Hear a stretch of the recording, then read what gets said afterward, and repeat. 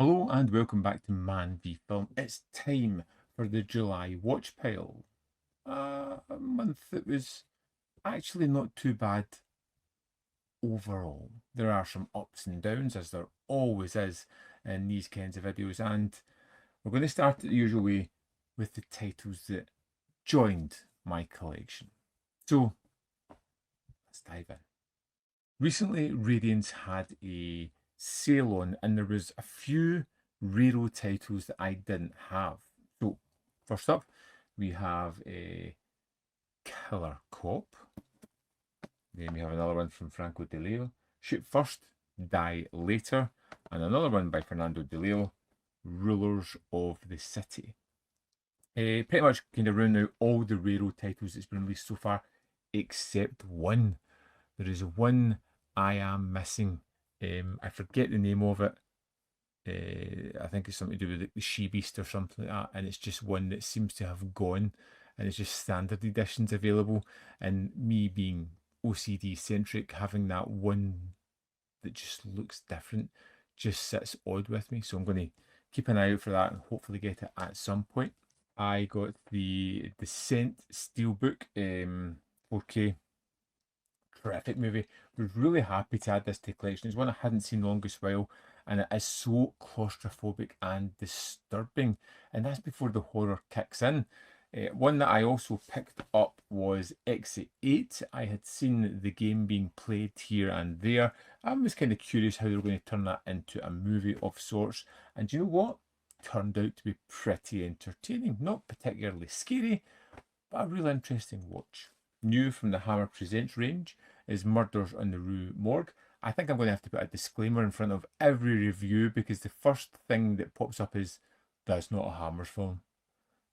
I understand that. I think we all know that. We know it's the Hammer Presents range, but for some reason it is the number one comment every single time. I enjoyed this one a hell of a lot. Kind of silly, kind of fun. Got some 4Ks from Cult Classics who are doing some really great work at the moment. Italian films, Weapons of Death, which I really liked a lot. It was super violent, super fun. Henry Silver's just great in that. And The Counselor with Thomas Millian and Martin Balsam, who are doing some excellent work. And it's a little bit more of a typical movie with kind of Godfather leanings, whereas I thought Weapons of Death was just a lot of fun and sheer just entertainment. I picked up some things in the Arrow sale, so I got Outland on 4K. It's a favourite of mine. It's a movie I've seen a few times, a movie that I have owned several times, hopefully for the last time. One that I have never seen before is Miss 45, and I am often recommended this as one to check out. And one that I really just fancied. As soon as it was announced, there was something about it that jumped out at me. I've picked it up and I will get to it at some point, and that is Save the Green Planet. There was just something about that title that just spoke to me in one way or another. We've got a bunch of imprint stuff here. We've got Face to Face, which I've still to check out. We have The Incredible Life Force, which I watched, and there is a review coming soon for that, as there is for a few of these. Bound, which I hadn't seen in a number of years, and yeah, it lived up to it. A film that I thought I had never seen, A Bronx Tale. As soon as it started, I started remembering about it. I really enjoyed it as well, and I have still to get to the Swordsman collection, which I will start pretty soon. The Boxer, which there's a review on the channel, I really enjoyed, and the double was up my street. It feels like a giallo, but it really not. It just fits in that kind of wheelhouse. And one of the releases of the year so far for me is this 2 boxes set, Televised Terror in Franco, Spain, particularly La Cabina. It is incredible, and the transfer, which I failed to mention in my review, is absolutely incredible for that title. I would say buy this soon. We've got a couple of titles from Deaf Crocodile. We've got 2 films, 2 Czech silent genre rarities from director Jan S. Koller. They always do kind of weird stuff. The Arrival from the Darkness and St. Wenceslas. So I will get to them soon enough, and you'll see my review. There is another double pack where we have Cat City and Catcher, Cat City 2. I love the animated stuff that they release. It's always a bit trippy and super fun. The Cold Prey trilogy, which I really enjoyed, the first two parts of it. Anyway, the third one I'm not too enamoured with. And then finally, The Name of the Rose, which was another release of the month for me because it's just incredible. What a film. If you haven't seen it, it's one you need to pick up. So there we have it. Everything I picked up this month that equates to 30 movies going into the collection. But did I watch them? Because this was a holiday month for me as well. I was away out of the country for the first couple of weeks.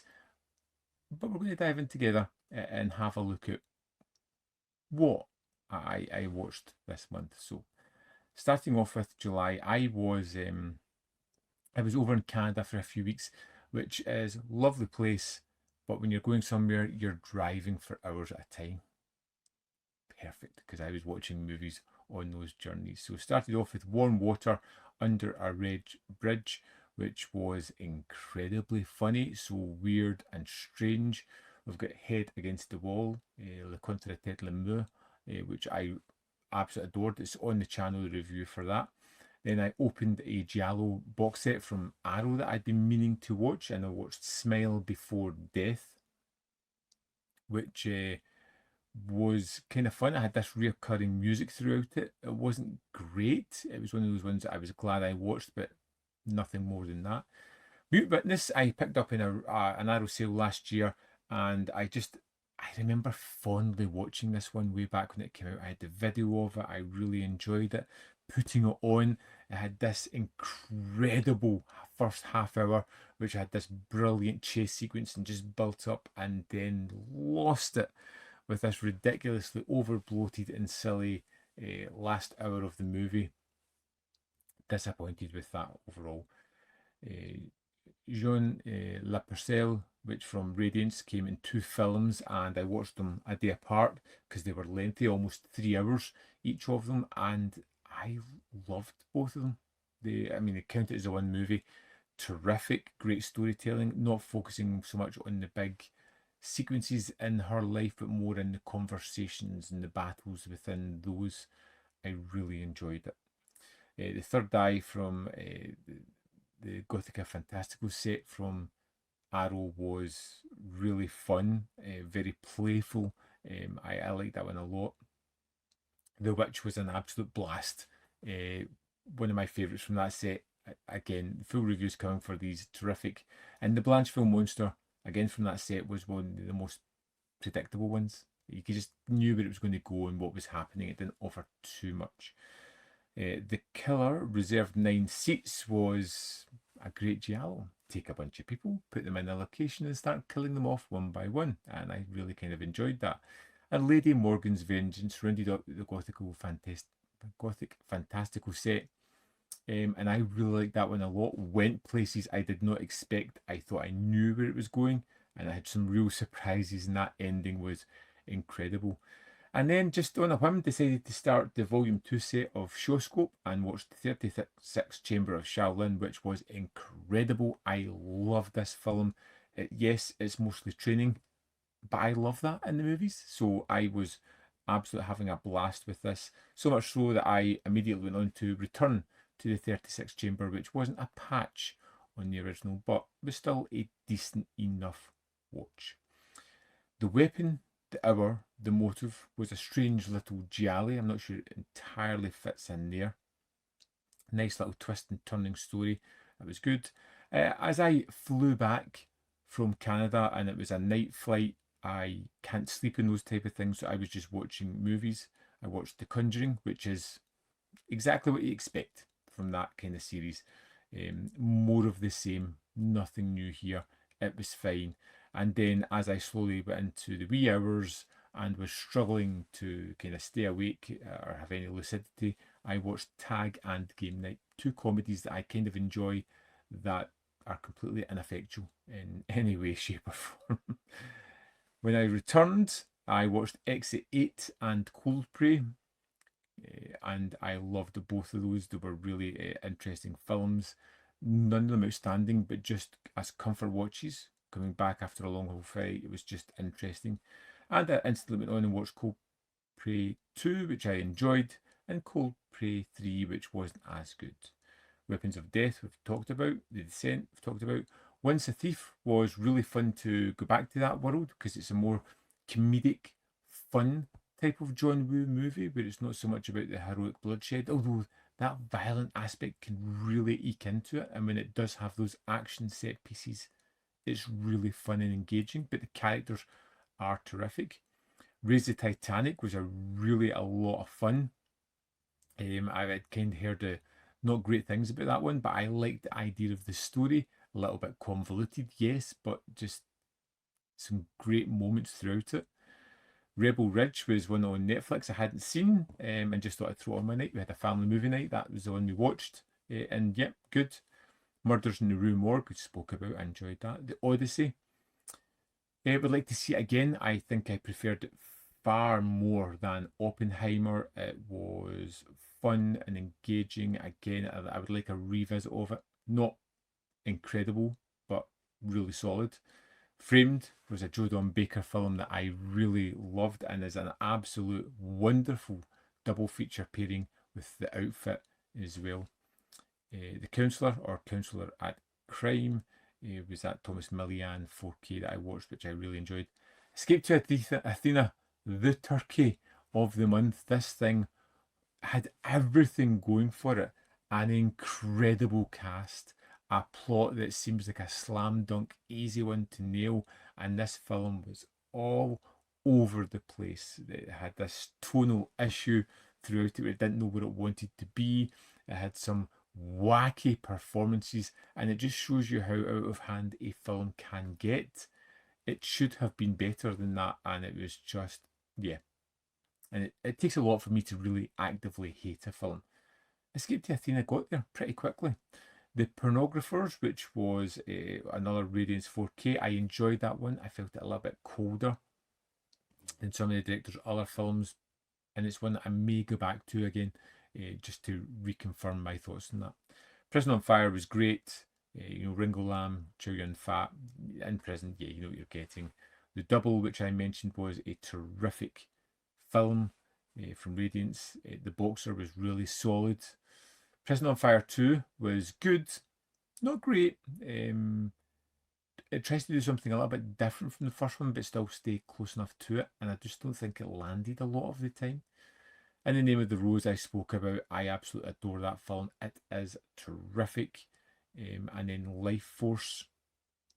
What a double bill. Two movies, complete polar opposite of each other, two of which I enjoyed immensely. Name of the Rose is definitely up there for release of the month, along with the two boxes set where we had the telephone box, which was a 5-star short. It's incredible. And El Televisor, which I really enjoyed as well. I mean, it's a really solid month.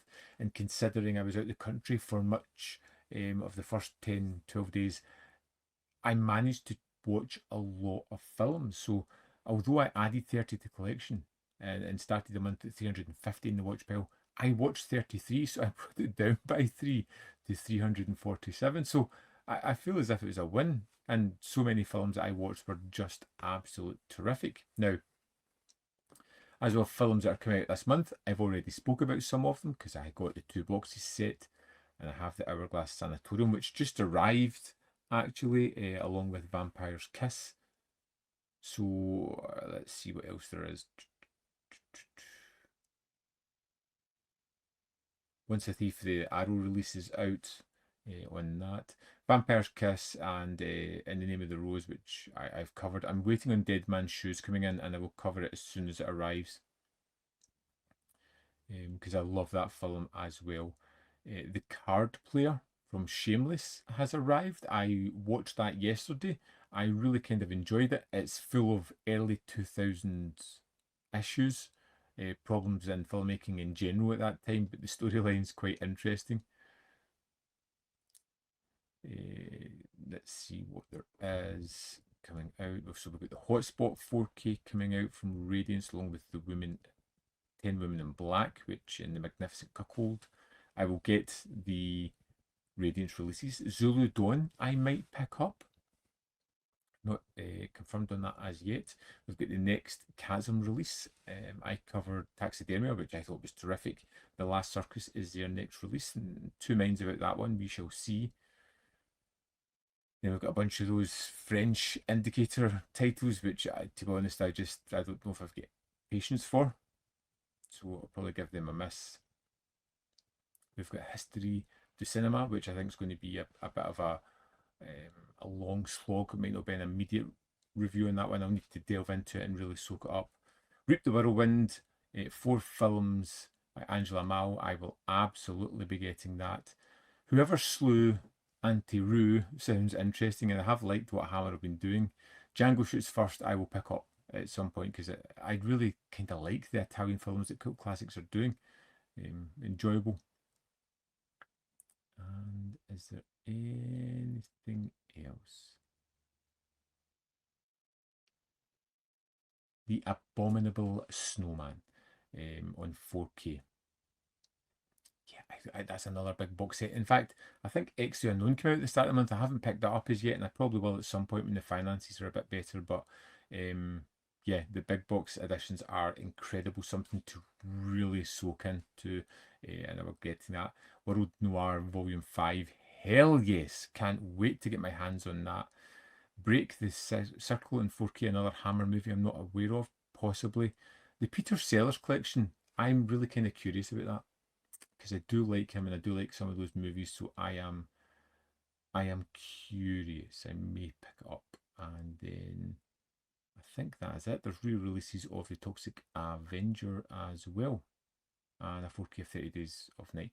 Yeah, I'll get the Radiance, I'll get the Eureka, I may get Zulu Dawn, I may pick up a couple of the Hammer titles. Yes, X the Unknown came out. May pick up. It's pricey for an like that kind of edition, but I do love them. And I do have the first 2 Quatermass ones, so X the Unknown fits into that as well. But the Abominable Snowman is one I will absolutely be picking up. So there we have it. It's been a busy month. I think I have done pretty well. You know, I managed to get some films down, and I've continued that watch cycle right into August as well, although there's been a lot of additions already. I'll show you next month.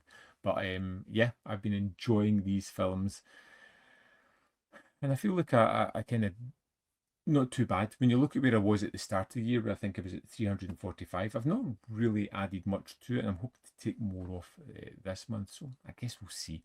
I'd love to know what you've picked up this month, if there's any real standouts, is there anything that I've encouraged you to pick up. Hopefully the 2 boxes set are in the name of the rose, 2 standout releases for me this month.